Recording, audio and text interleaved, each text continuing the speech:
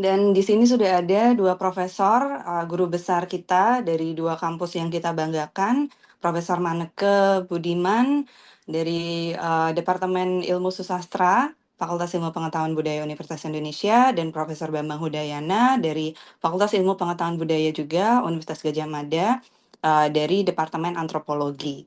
Dan di sini beliau berdua adalah pakar di bidangnya masing-masing. Profesor Maneke sudah, saya tidak tahu berapa provinsi, Prof, di Indonesia untuk riset. Sumba belum. Bahkan yang kemarin kayaknya pengen banget. Nanti April, Prof. Di bidang susastra, kemudian Prof. Bambang merupakan guru besar di bidang antropologi yang juga sudah melakukan riset di berbagai wilayah di Indonesia dari sejak sebelum saya lahir, sepertinya beliau berdua. Awalnya dari dua tempat yang berbeda, satunya tekstual, kemudian yang satunya memang dari awal sudah fieldwork, tapi mungkin di sini saya pertemukan menjadi etnografi itu bisa melunakkan dua-duanya. Oh, teks itu ternyata bisa ya. Oh, teks itu tidak hanya yang bentuknya dalam bentuk kertas ataupun digital saja, tapi teks itu adalah wacana yang bisa bentuknya narasi di dalam masyarakat, itu pun juga sebuah teks gitu. Jadi kalau detailnya tentang Prof. Maneke dengan Prof. Bambang sekalian saya share di websitenya biar teman-teman juga bisa melihat website dari Spasial Etnografi. Profil beliau yang sangat lengkap sudah ada di situ. Mungkin juga sudah banyak dari sini yang sudah kenal dengan Prof. Maneke dan Prof. Bambang. Tanpa mengulur waktu, mungkin saya akan memberikan kesempatan gitu ya. Jadi ini talk show setengah talk show mungkin ya, Prof. Tapi silakan talk show-nya agak panjang karena saya tahu Prof. Maneke kalau bicara menjawab satu pertanyaan pun juga 10 menit. Jadi Saya ya ikut, udah. saya ikut. Gitu. Jadi trigger 10 menit. satu pertanyaan aja udah cukup kayaknya, Prof. Kemudian Prof. Bambang antropolog juga, waktu saya di Jogja kemarin road trip juga isinya Prof. Bambang cerita semuanya gitu. Jadi eh, kami di sini ingin mendengarkan, terutama kami yang masih mulai meneliti dan karirnya mungkin di akademia itu masih sangat muda gitu ya, Prof ya.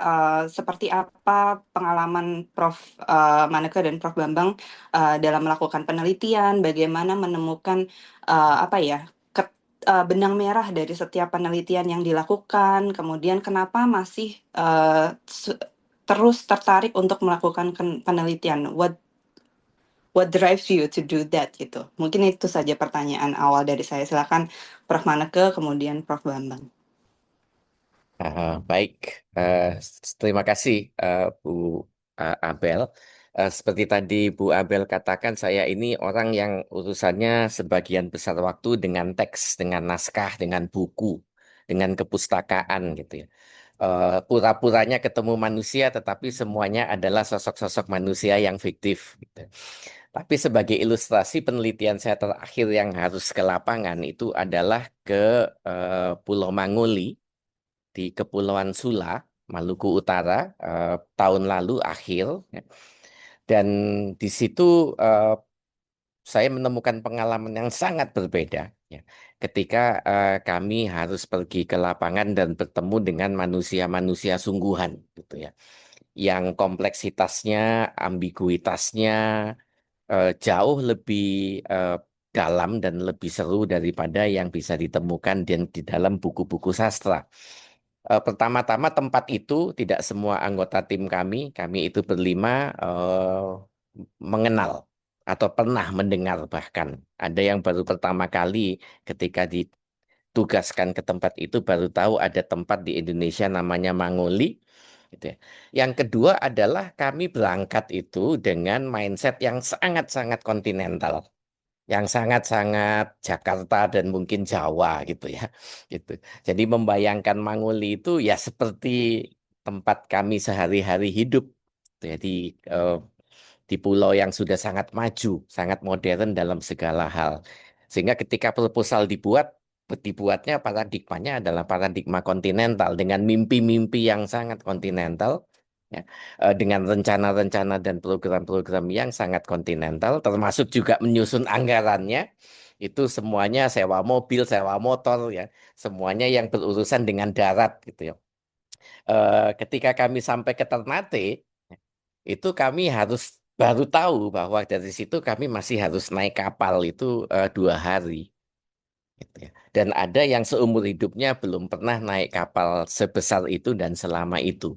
Ya, sehingga ketika kami sampai di pelabuhan pertama di kota Sanana itu di Pulau Sulawes, masih di dalam Kabupaten Kepulauan Sula, itu kami turun ke darat itu dengan langkah seperti orang mabuk ya, seperti masih terombang-ambing di kapal gitu. Jadi kelihatan sangat aneh sekali.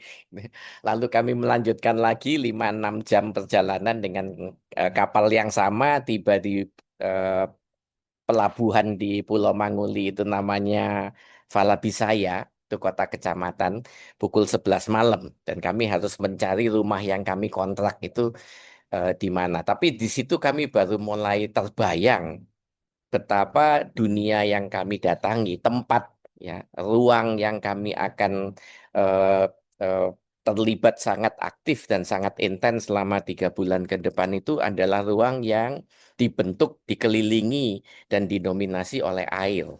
Ya, sama sekali jauh dari paradigma kontinental yang membawa kami ke tempat itu dengan segala macam mimpi-mimpinya. Tuh. Jadi ruang itu adalah suatu kejutan yang pertama, gitu ya. Gitu. Em,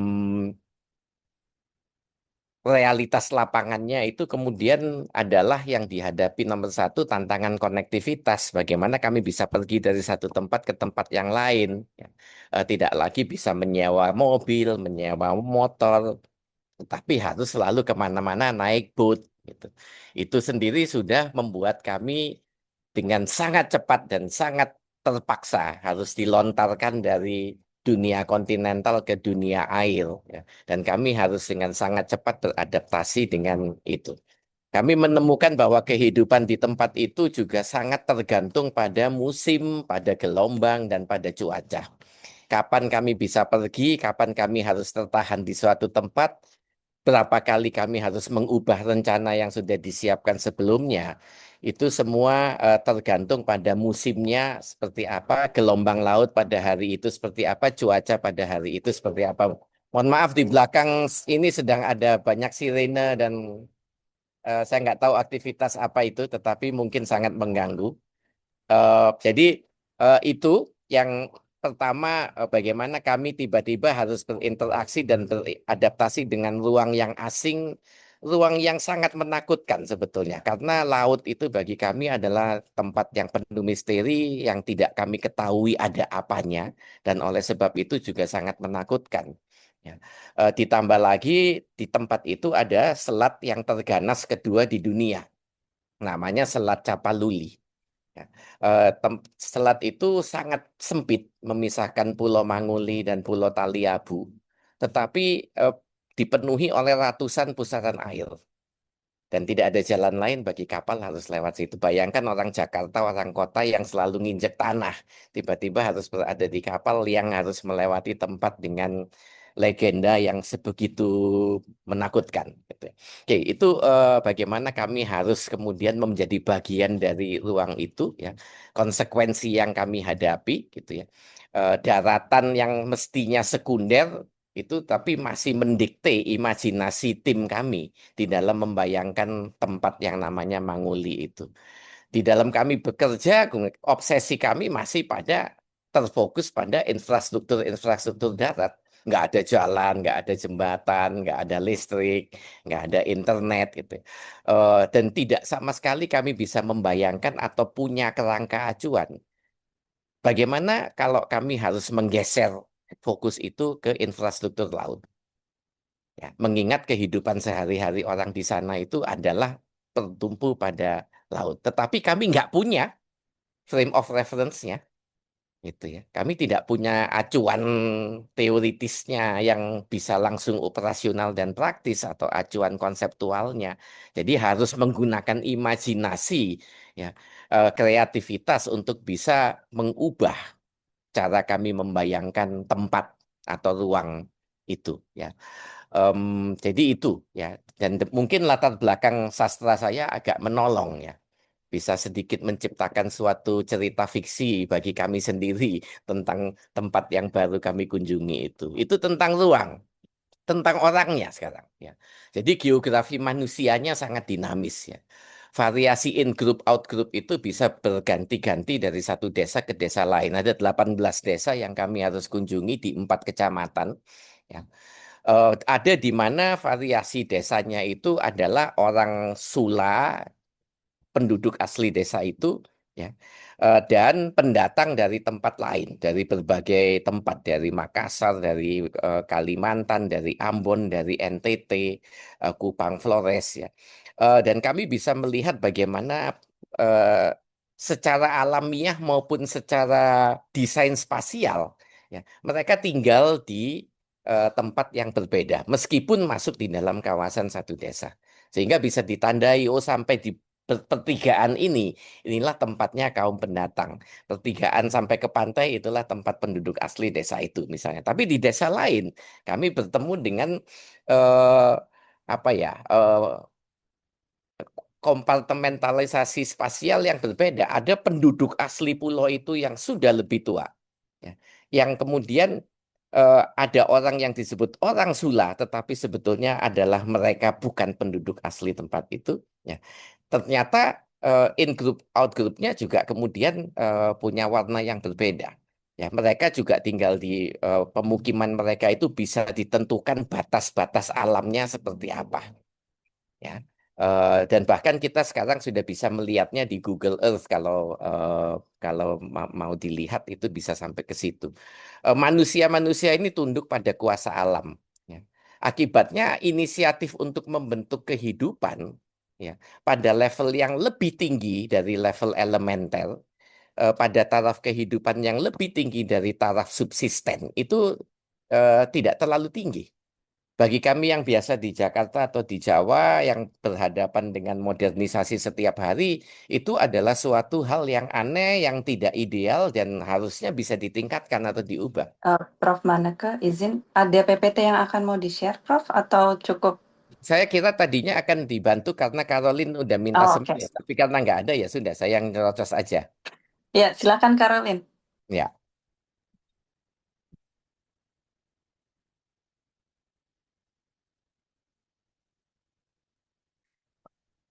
kalau nggak bisa nggak apa-apa sih. Oke, boleh, boleh Eko itu depannya ini yang saya bilang konektivitas laut segala macam, ini yang obsesi kami pada infrastruktur darat. Kemudian seterusnya, slide berikutnya. Ini sorry, mas, belum belum berikutnya sebelum sebelum. Nah, ya ya ya yang tadi, yang ada foto Google Earth Yang setelah orang ini, tadi. setelah ini. Oke. Oke, jadi ini belum belum sampai di sini.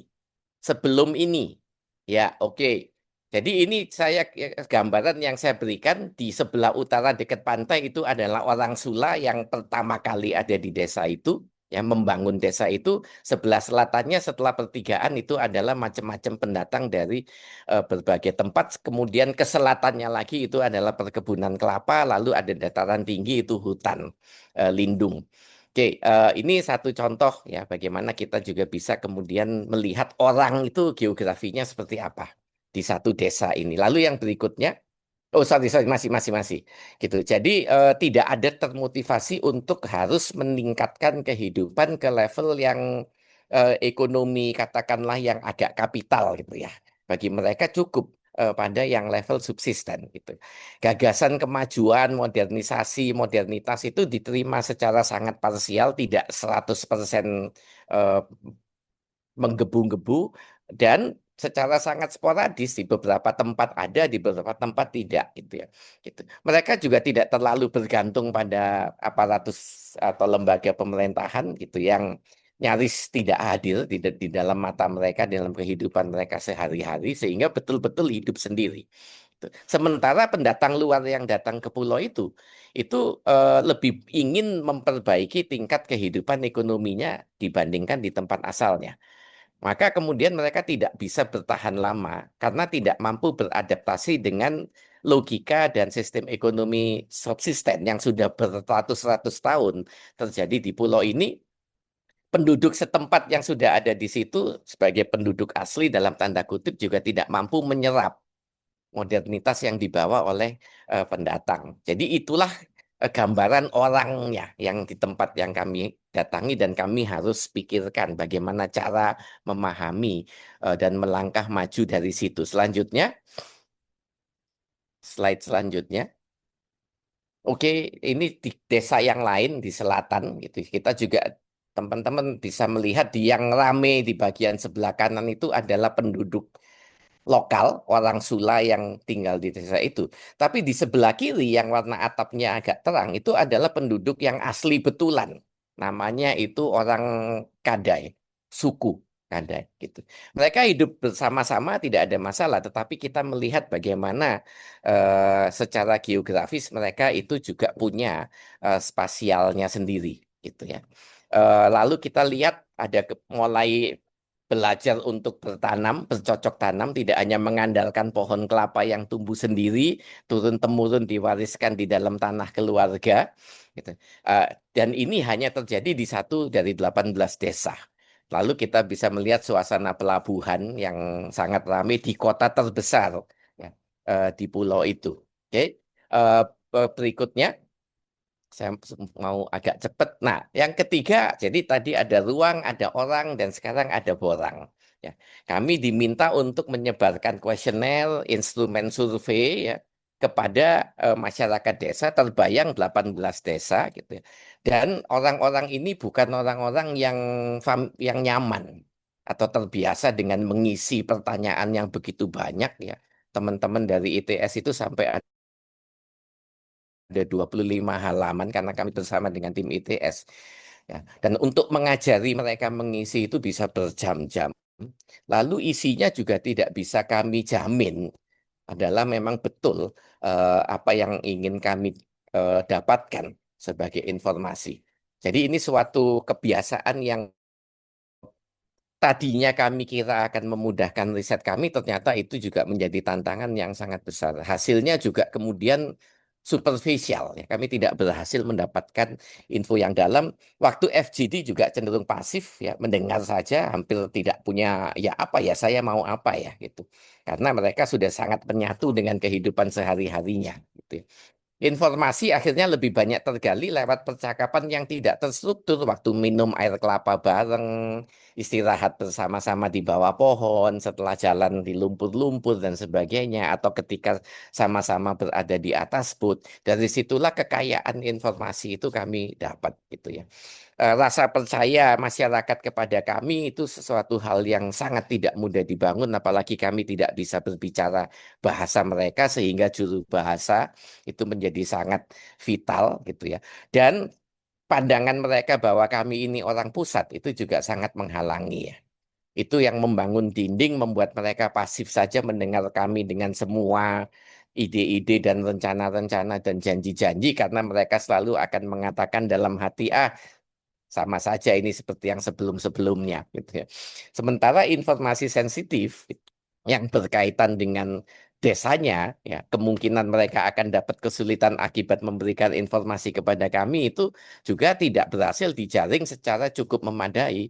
Misalnya, ya urusan tentang konsesi tambang yang bertubrukan dengan kawasan desa itu nyaris tidak ada yang berani bicara ya karena ada TNI ada segala macam di belakangnya gitu ya yang membuat mereka merasa tidak berdaya dan untuk mengatakan sesuatu pun tetapi kami mengamati lokasi mengamati reaksi mengamati raut muka mengamati kediaman tiadanya jawaban atas pertanyaan dan kemudian menyatukan berbagai macam dots yang terpisah-pisah itu untuk menjadi satu gambar.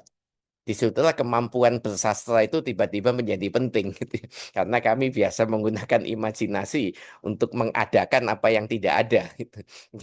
Jadi eh, pekerjaannya lebih banyak pekerjaan menjahit ya. Satu dengan yang lain yang tidak saling berhubungan yang seringkali isyarat yang kami peroleh dari eh, let's say informan ya dari penduduk itu bisa satu dengan yang lain itu saling berkontradiksi atau tidak adanya konsistensi.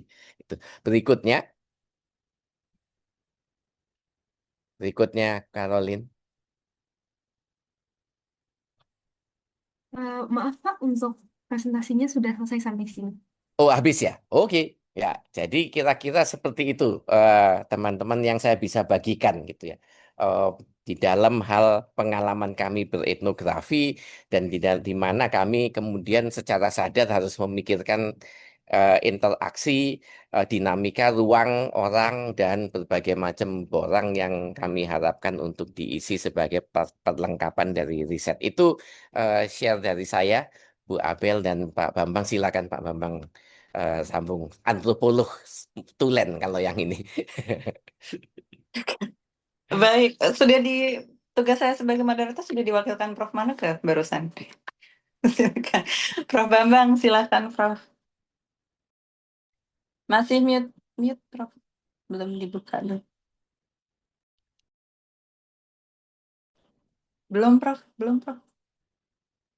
Nah, Oke, thank sampun. you very much ya. Oke. Terima kasih Bu Abel dan teman-teman dari UI. Saya bisa bergabung di forum yang terhormat ini dan membuat saya harus belajar lagi ya. Dan tadi banyak pelajaran dari Prof. Maneke ya yang saya kira penting sekali kombinasi beliau ya antara studi pustaka yang mendalam kemudian mulai banyak melakukan riset-riset sangat banyak sekali di lapangan. Saya dibesarkan dari lapangan ya. Dulu jadi asistennya Prof. Michael Duff ketika beliau ngajar di UGM. Diajari betapa pentingnya etnografi spasial. Saya belum tahu itu istilah etnografi spasial. Taunya ke lapangan aja lah. Apa-apa ditanyakan secara mendalam. Dan beliau tertarik sekali terhadap ekologi Indonesia yang bergunung-gunung.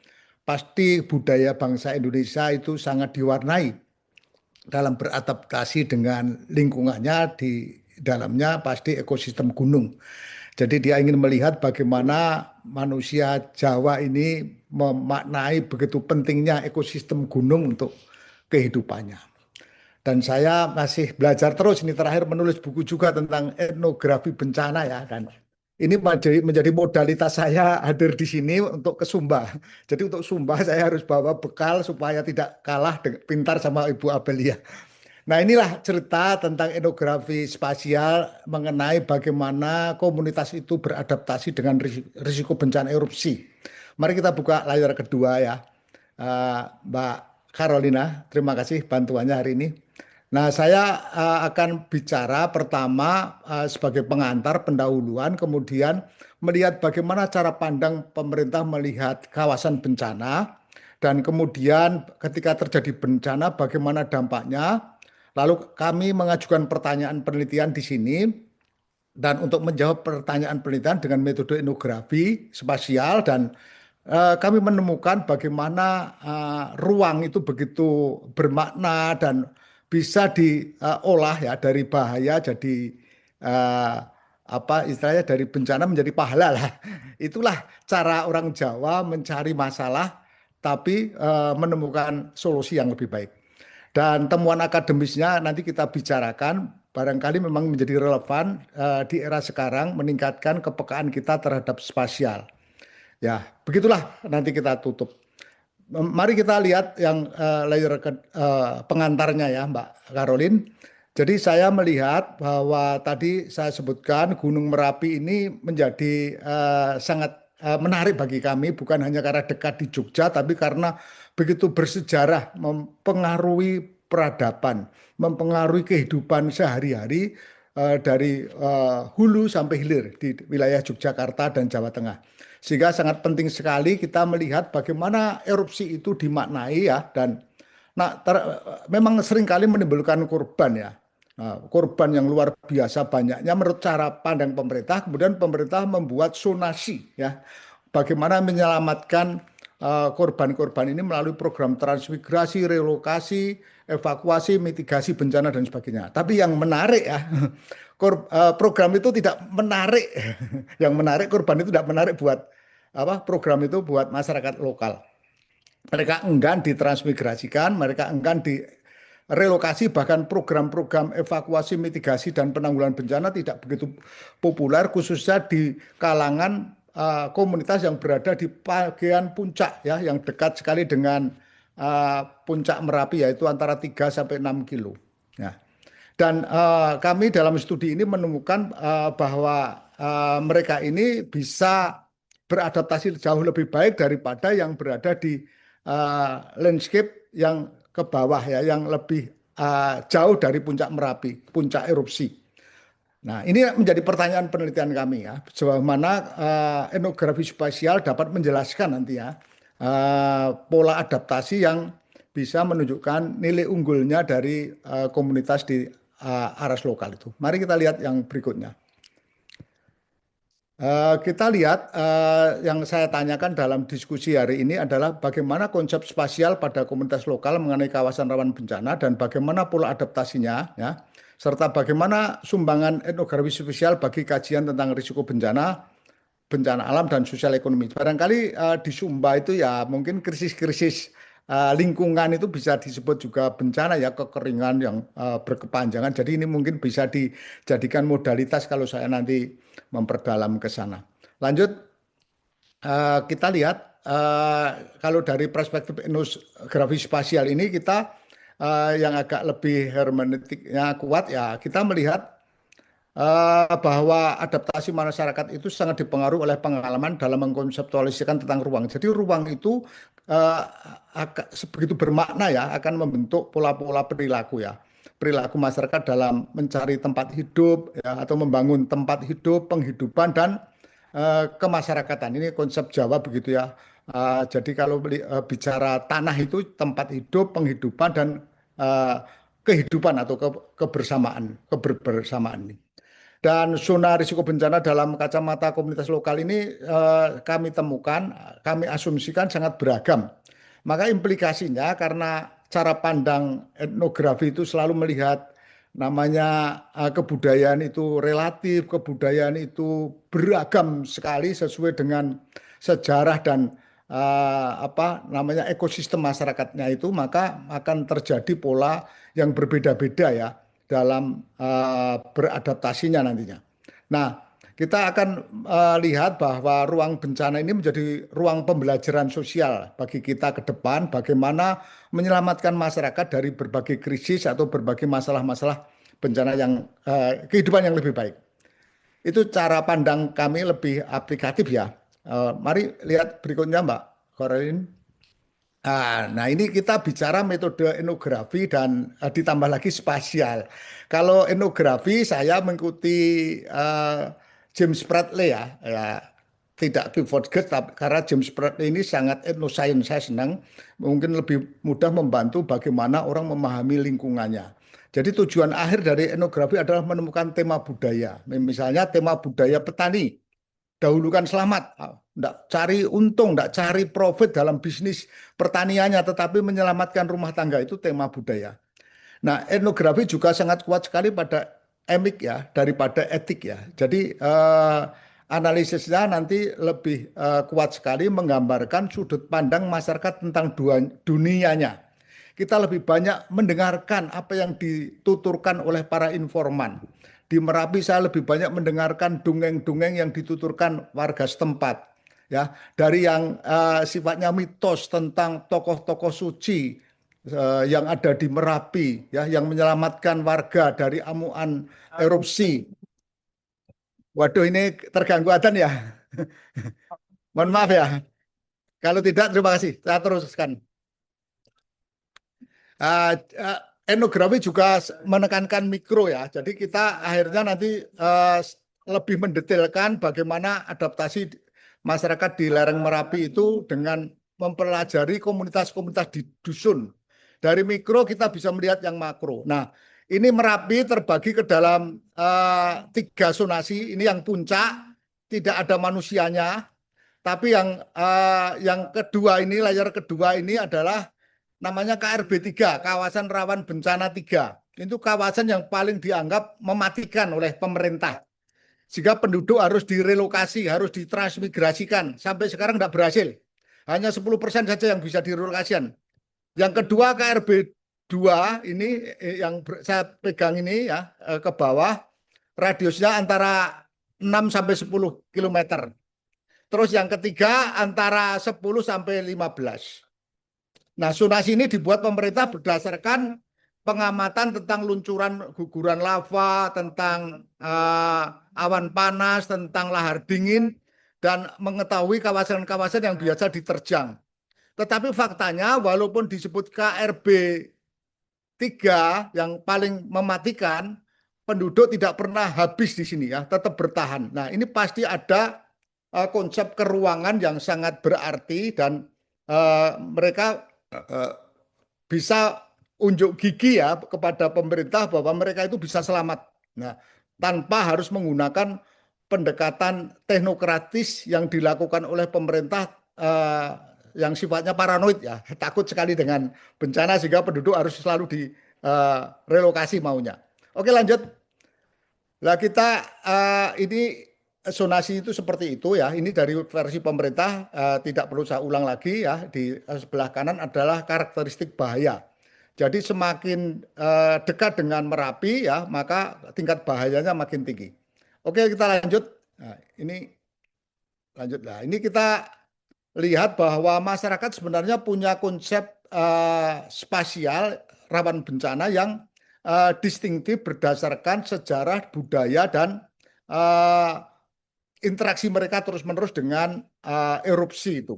Mereka bisa melihat tidak paranoid ya, karena mereka terus-menerus interaksi dengan erupsi dan meningkatkan kepekaannya melalui mekanisme kulturalnya, melalui mimpi, melalui ritual-ritualnya, sehingga daerah yang diangan-angankan bahaya banget atau peristiwa yang diangan-angan bahaya oleh pemerintah dalam kacamata masyarakat itu bisa dijinakkan, ya, bisa diatasi. Kita lanjut, ya. Nah, kita lanjut di tingkat lokal pun ya, yang ketika erupsi besar saja, masyarakat kemudian mengidentifikasi ya daerah-daerah mana yang harusnya tidak dikunjungi atau ditempati ya. Ya seperti jurang, masyarakat tidak perlu datang ke jurang, tidak perlu ke sungai, tidak perlu ke tanah perhutani, tidak perlu ke lahan-lahan padang rumput misalnya yang sudah malamnya mimpi atau masyarakat mimpi bahwa di sana para pangeran, tokoh-tokoh suci seringkali mengunjungi lahan itu dan memasang benang, aba-aba, tidak boleh masyarakat datang ke situ. Jadi pandangan-pandangan yang sifatnya simbolik ini pikiran-pikiran simbolik ini mewarnai tindakan mereka dalam beradaptasi sehingga amanlah terasa hidup di daerah sana. Lanjut. Nah, kita akan melihat bagaimana dampak erupsi ketika 2010 itu Jogja lumpuh lah, boleh dibilang, dan ada sebanyak 250 orang itu meninggal. Tapi yang meninggal ternyata bukan di KRB 3, di KRB 2. What happened ya? Apa yang terjadi ya? Nanti kita melihat tingkat kepekaan, tingkat kepedulian terhadap bencana berbeda antara orang yang ada di kawasan bencana dan bukan di kawasan bencana. Lanjut, Mbak. Nah, ini kerugiannya luar biasa. Yang paling banyak kerugian malah justru orang Yogyakarta, sektor perdagangan, pariwisata, ya, yang tanaman hias, salak pondok itu orang-orang di luar KRB 3. Yang di KRB 3 yang itu hanya peternak dan sebagian peternak bisa diselamatkan. Jadi paradoksial ya. Ketika kita bicara bencana ya, yang jadi korban justru orang yang tidak ada hubungannya dengan Merapi ya, yang jauh di mata Merapi itu. Nah, yang banyak dosa ya, mungkin begitu kata orang-orang yang suka meramal. Oke, lanjut. Izin Prof. Bambang. Bisa? Iya, Oke. Prof. Nanti Oke, harus ikut nah, ini. diselesaikan dulu, Prof. Tapi 2 menit ingin saja ya. menyampaikan. Ini Baik, silakan. erupsinya seperti itu dampaknya. Kita lanjut masuk ke cerita tentang KRB. Lanjut, Mbak. Nah, ini kelebihan sistem adaptasi komunitas di KRB 3 ini.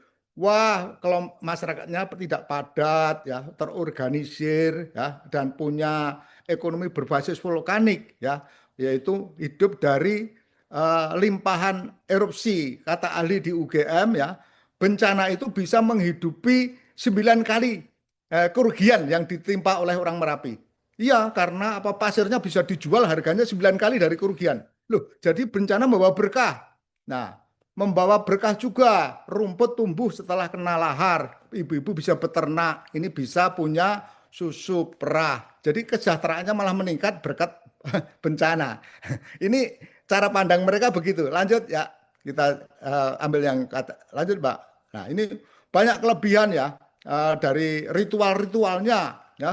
Itu ternyata yang budaya selamatan dengan meluhurkan para tokoh-tokoh suci di Merapi sampai para prajurit di Ponorogo juga disebut-sebut sebagai penolong mereka. Ini membawa keselamatan buat mereka menjadi peka ya.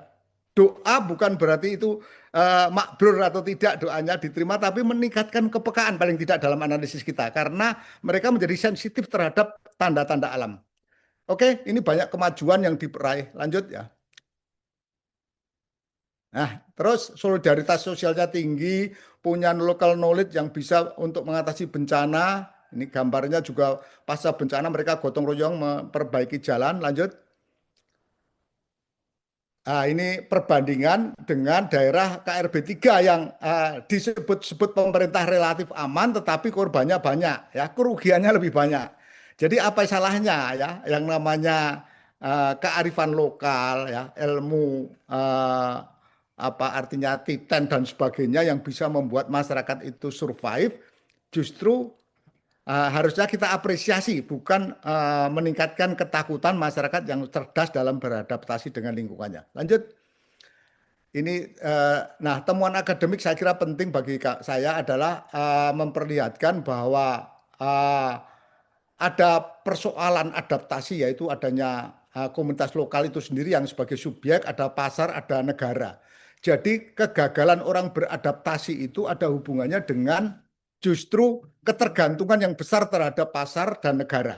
Ya, ini tadi sudah Pak Prof. Maneka juga begitu ya. Modernisasi jangan-jangan ditolak karena itu mengancam kemandirian ya, mengancam modalitas sosial. Nah, itu saya kira di sini juga kelihatan sekali dalam studi kami, justru yang rentan adalah yang apa ya, gandrung atau jatuh cinta dengan yang namanya negara, suka minta bantuan, suka jualan-jualan yang akhirnya menguras sumber daya alam. Let's lanjut, kita tutup ya. Nah, ini kontribusi etnografinya ada 4 poin yang kami lihat. Jadi saya kira nanti Mbak Abel dan teman-teman yang di Sumba akan banyak oleh-oleh karena dengan menggunakan pendekatan ini akan melihat lebih mendalam ya problem dari kacamata etnografinya yang embedded dengan problem spasial ya. Di sana ekologinya ekologi kering ya, konflik-konflik sosial mungkin tinggi, tetapi juga ada kemampuan masyarakat menyelesaikan masalah dengan keterbatasan yang ada. Saya kira ini 4 poin yang kami temukan. Kita tutup ya. Untuk ini ada bagian kesimpulan ya. Monggo terakhir catatan saja, kesimpulannya seperti ini. Jadi kita optimis ya, kalau melihat studi ini maka studi adaptasi bisa meningkatkan kemampuan kita membangun masyarakat yang punya ketangguhan ya, resiliensi tinggi. Itu kurang lebih seperti itulah intinya, betapa pentingnya sosial kapital dan lokal ekonomi, spasial lokal itu tidak menjadi masalah. Saya kira begitu Bapak Ibu, terima kasih atas perhatiannya, menyita waktu, terima kasih. Wassalamualaikum warahmatullahi wabarakatuh. Saya kembalikan pada Ibu Moderator, Ibu Abelia. Iya, Mbak akhirnya. Terima Paralin. kasih banyak Prof. Bambang. Ya, challenge utama memoderasi 2 profesor adalah harus nggak apa ya, harus tidak segan untuk memotong ya, mohon maaf Prof. berdua. Saya Apalagi mohon maaf. apalagi kalau yang memang besar di lapangan itu bagaimana bisa menjelaskan studi intensif di lapangan bertahun-tahun, mungkin ada yang sudah puluhan tahun dalam waktu 10 menit itu hampir tidak mungkin gitu, dan itu tidak etis dan itu tidak menyenangkan gitu. Saya bisa mendengarkan Prof. Bambang, Prof. Maneke itu berjam-jam gitu kan, ngobrol tuh ngalir, terus kalau kita bisa menimpali itu justru makin tambah lagi gitu. Jadi ada banyak sekali poin, dari tadi saya mencatat, Prof jangan ditinggal Prof. Tidak membuka jendela biar di angin angin sumilir. Sorry ya. Maksudnya ditinggalin baru ngomongin, Prof. Iya, jadi dari mungkin karena mohon maaf, jadi ini kita akan agak ngaret dari agenda, tapi karena nature dari etnografi itu adalah seperti Prof. Manifta tadi sudah sampaikan, ilmu itu sebenarnya dari obrolan-obrolan yang sangat everyday conversation gitu. Jadi kita tidak bisa hanya bergantung dari informasi atau data yang disampaikan ke borang, tetapi justru dengan minum air kelapa atau mungkin sambil mendayung, sambil ngomongin tentang ikan, sambil ngomongin tentang selat, itu banyak sekali yang bisa digali gitu. Di sesi nanti sesi 3 itu ada Bang Zulfirman Rahyantel dari Cornell University yang risetnya itu adalah following things. Jadi memang risetnya itu berdasarkan dari bicara tentang benda kemudian ditarik lagi sejarah. Kemudian Prof. Bambang tadi sudah menyatakan tentang etnografi spasial, akhirnya ada namanya ya Prof ya? Setelah bertahun-tahun etnografi spasial tentang Merapi dan sudah ada bukunya. Nanti ketika conference di UI simposium buku Prof Bambang dan juga Prof Maneka juga harusan edited booknya yang kemarin juga tentang livable kampung kan ya Prof ya? Ya, dan itu nanti juga terkait dengan isu-isu terkait spasial, pembentukan ruang, dan masyarakat. Yang menarik dari Prof. Bambang yang barusan disampaikan itu ternyata tapi ini sangat antropolog sekali ya, romanticizing local community, which is part of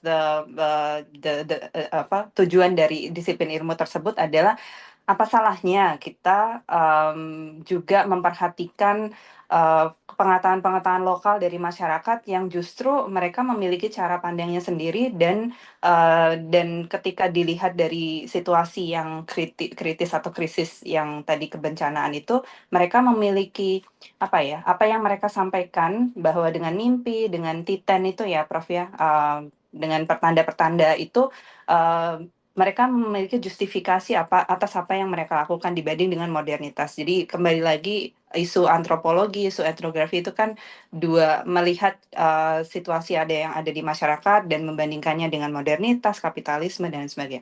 Mungkin itu saja dari saya.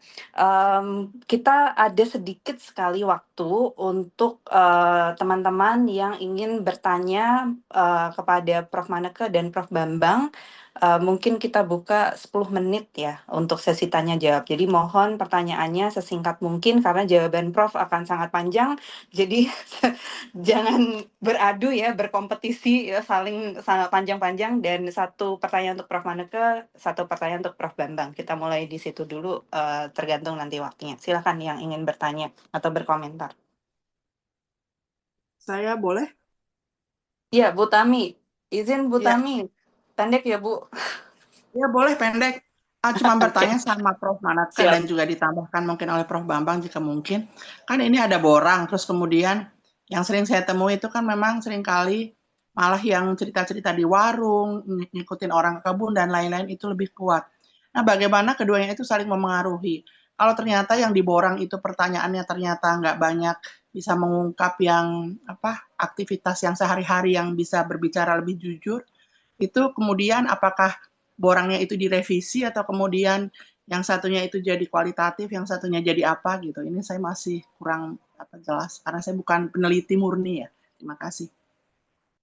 Langsung dijawab kah, Bu Abel? Ya, berhubung saya itu bukan berasal dari disiplin antropologi, gitu, maka saya biasanya mau luwes saja. Kalau ternyata di satu kali dicobakan itu ternyata tidak berhasil, makan banyak waktu sangat sulit dan hasilnya tidak optimal, saya tinggalkan.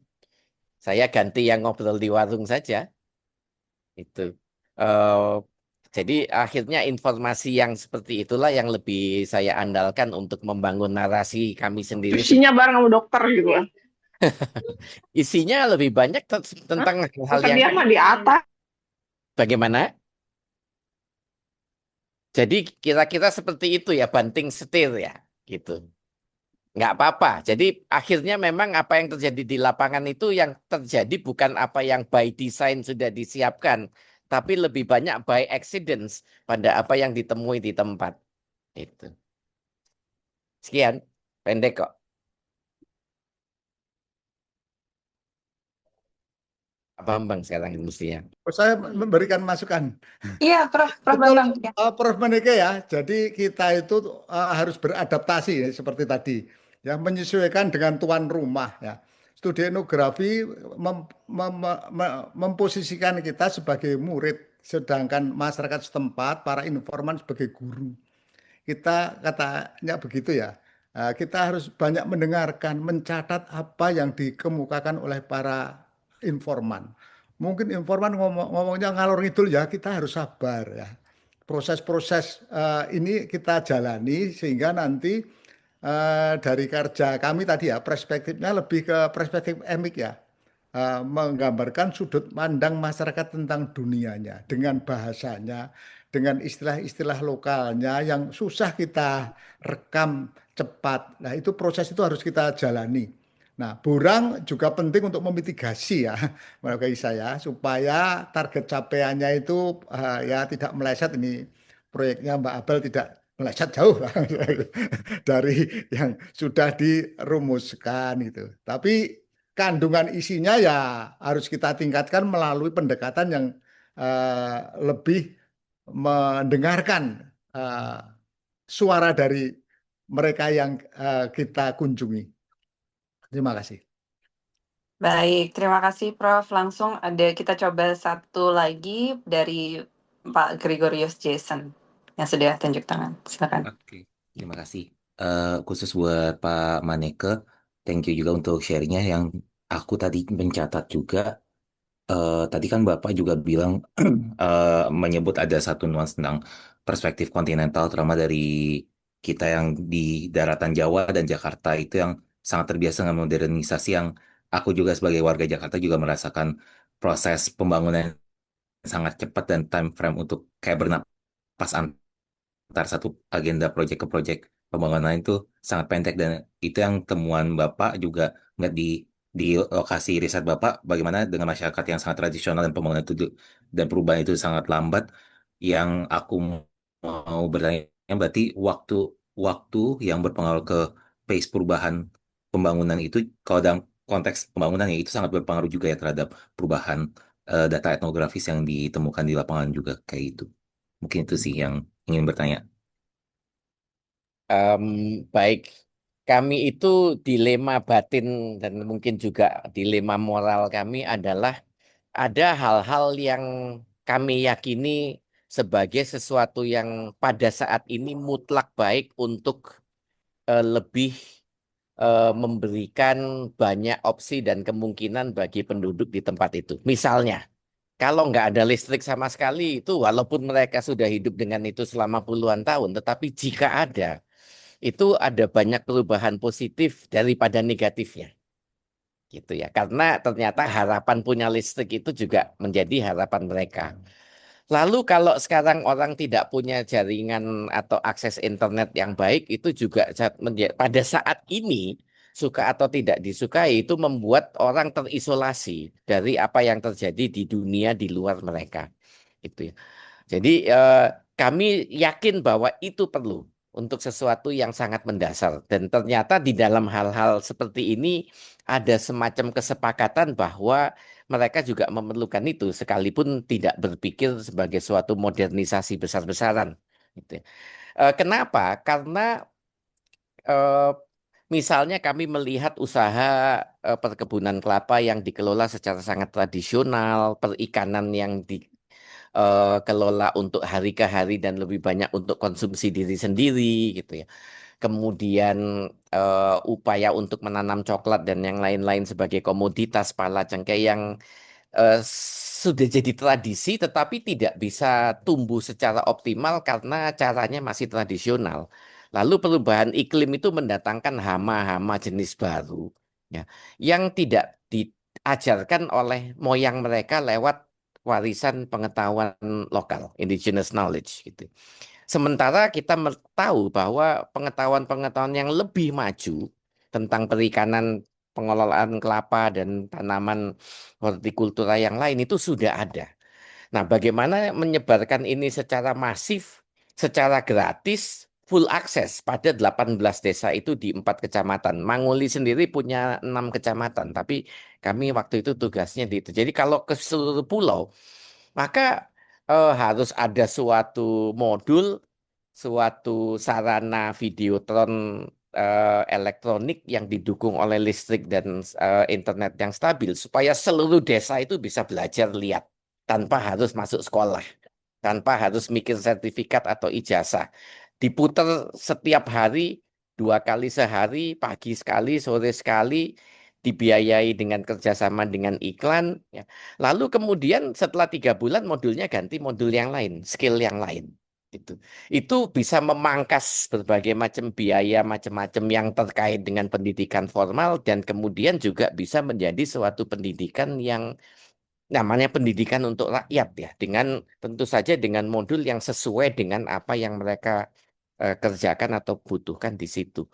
Nah, itu yang membuat kami merasa ada hal-hal yang modern yang baik, tetapi kami juga harus melihat kesiapan mereka untuk menerima itu. Lalu kami juga harus punya cara untuk mengukur dampak dari outcome setelah itu diberlakukan. Itu yang menurut saya kita perlu lakukan. Gitu. Baik. Satu pertanyaan khusus untuk Prof. Bambang jika masih ada. Itu, silakan. Tadi sepertinya Bu Andi Herawati ingin tunjuk tangan. Iya, makasih Mbak Abel. Kayaknya pertanyaan saya untuk keduanya deh, untuk Pak Maneke sama Pak Bambang kalau bisa.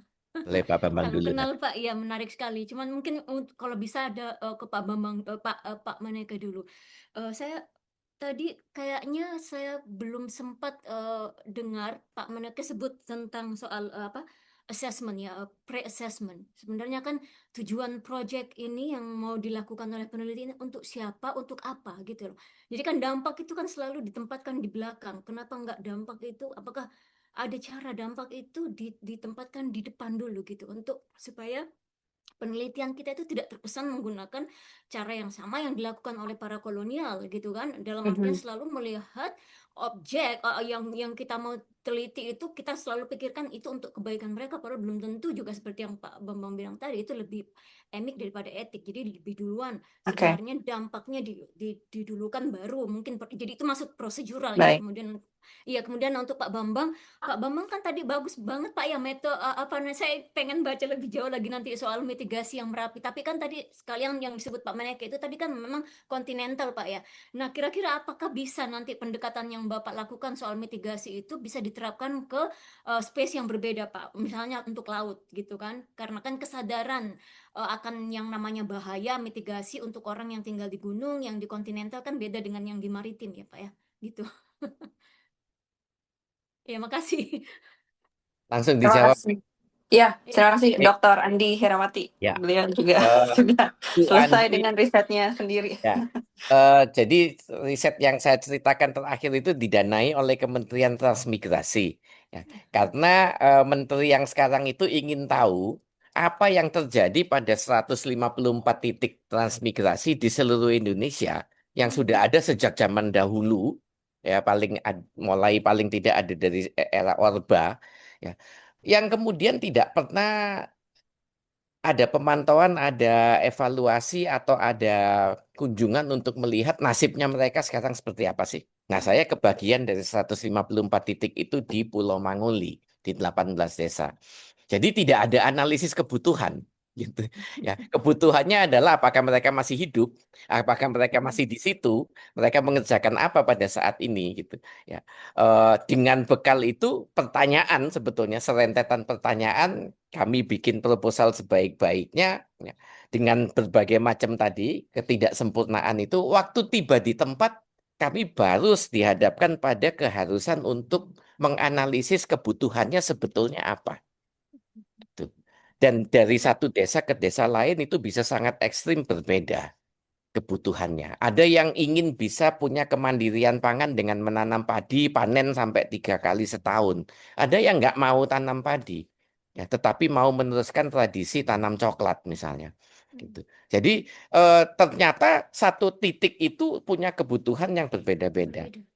Ya, maka, nah, tim saya itu untungnya itu tidak seperti tim yang lain yang harus mengidentifikasi investasi apa yang bisa dilakukan, hilirisasi apa, tetapi kami mengevaluasi kebijakan yang existing berdasarkan lapangan yang kami kunjungi.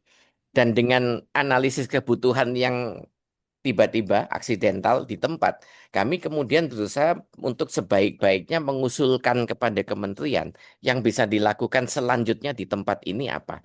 Tetapi komunikasi dengan mereka sampai hari ini itu kami jaga terus dengan para kepala desa dan kepada para penyuluh pertanian di setiap desa. Mereka akan lapor panen hari ini dapat berapa kuintal, berapa ton. Mereka akan mengatakan mereka akan dapat listrik setengah hari, akan ada instalasi baru dari PLN lokal. Semua itu kami ikuti supaya kami yakin betul bahwa apa yang kami usulkan kepada kementerian itu memang nanti dampaknya adalah seperti sejalan dengan yang sekarang ini sedang terjadi terus sampai tahap 2 yang akan dilakukan pada tahun ini mulai bulan Juni. Jadi masih akan berlanjut. Ya, berdasarkan evaluasi itu, maka kemudian apakah masih ada perspektif kolonial? Masih, karena ini kerjaannya negara. Ya, Pastinya. negara itu beroperasi dengan logika yang sangat kolonial ya, di dalam pengelolaan kepulauan seperti Indonesia. Tugas kita adalah meminimalisir, menyadari bahwa itu ada, dan mencoba untuk bagaimanapun juga sesuatu yang kolonial itu juga bisa dimanfaatkan oleh orang setempat untuk kepentingan mereka sendiri dan bukan untuk kepentingan kekuasaan. Gitu. Itu misalnya yang kami coba Baik. pakai. Itu. Sekian. Ya, silakan Prof. Bambang. Apakah bisa dipakai, diterapkan di konteks-konteks lain? Misalnya kan sesuai dengan yang kontinental juga, kemudian berubah jadi Critical Island Studies ya, Prof. Maneke ini juga menjadi bagian dari Research Group Critical Island Studies yang merupakan konsorsium juga dari berbagai universitas baik di Indonesia atau di luar negeri. Prof. Bambang mungkin di open mute ya dulu. Iya, silakan Prof. Terima kasih Bu Dr. Irawati ya. Saya kira sangat ya masuk akal dan betul ya bahwa setiap perspektif itu bisa diaplikasikan untuk memahami suatu persoalan yang relatif sama persoalannya. Jadi manusia itu kan harus beradaptasi dengan lingkungannya. Sehingga ketika kita bicara nelayan, bahkan kita kalau cerita orang Bajo ya, itu luar biasa ya, tanpa mengenal konsep batas negara, mereka bisa menjadi penguasa nelayan tradisional yang menguasai lautan ya. Bahkan mempengaruhi juga perdagangan ikan, menyiapkan teripang untuk para kelas menengah di berbagai negara. Nah, ini contoh bahwa masyarakat dengan sistem teknologi tradisionalnya, ya, dengan organisasi sosialnya yang sangat kuat sekali, juga budayanya bisa mengatasi masalah. Memang kalau kita baca bukunya James Bradley itu kebudayaan dibangun untuk mengatasi masalah, untuk memecahkan masalah, ya, bukan untuk keluar dari masalah, lari dari masalah maksudnya. Sehingga jadi agenda kita bagaimana masyarakat kecil justru bisa berkembang ya kehidupannya dengan mempertahankan identitas dan kekayaan budayanya. Ini jadi agenda kita untuk kita kembangkan ya. Jangan sampai semuanya harus dari poros globalisasi ya. Dari local knowledge pun saya kira banyak yang bisa kita kembangkan. Terima kasih. Baik, terima kasih. Menarik sekali terakhir jawaban dari Prof. Bambang karena kebetulan kita ada ahli Bajo, Dr. Wengki Ariando yang sekarang sedang postdoc di KITLV yang setelah ini sesi 1 akan menjadi pembicara. Jadi diskusi ini bisa langsung dilanjutkan gitu ya. Tadi nanti juga ada Pak Fatun yang mencoba untuk melihat antroposin itu seperti apa, destruction yang ada di masyarakat ini seperti apa dan hubungannya dengan ekologi. Kemudian ada Mas Geger yang juga sudah saat ini juga energy transition ya dan juga terkait dengan komunitas. Mungkin kita sudah ngangsu ilmu sangat banyak sekali pagi-pagi ini, dan karena keterbatasan waktu, mohon maaf sekali Prof. Bambang dan Prof. Maneke, tapi akan ada sesi nanti di conference kita, jadi ini sneak peek untuk conference yang akan diadakan di bulan April, akhir April di UI, yang sebelum itu akan ada exhibition, ethnography exhibition di Universitas Gadjah Mada, di tanggal 20-an ya, kita sedang memantapkan tanggalnya untuk memamerkan hasil-hasil material-material etnografi yang dibawa dari Sumba, dari tim yang sudah melakukan penelitian di sana, kemudian akan dibawa ke Universitas Gadjah Mada, dan setelah itu riset-risetnya kami akan juga mengundang call for papers untuk teman-teman yang memiliki riset yang sedang dijalankan terkait dengan etnografi ataupun spasial untuk bisa dipresentasikan di Universitas Indonesia untuk conference-nya. Mungkin akhir kata terima kasih banyak Prof. Maneke dan Prof. Bambang, kami belajar banyak sekali hari ini, dan kita berikan tepuk tangan atau reaction atau apapun itu, atau love. Terima kasih. Halo. Kita foto dulu Prof, bertiga. Yeay. Oh. Oke, ya. Ya terima kasih banyak. Saya mungkin langsung kembalikan tanpa saya menyimpulkan karena tidak ada yang bisa disimpulkan. Semuanya adalah kesimpulan, semuanya daging yang kita dapatkan hari ini. Jadi saya mungkin langsung akan kembalikan ke Cahaya. Gitu, silakan. Terima kasih banyak.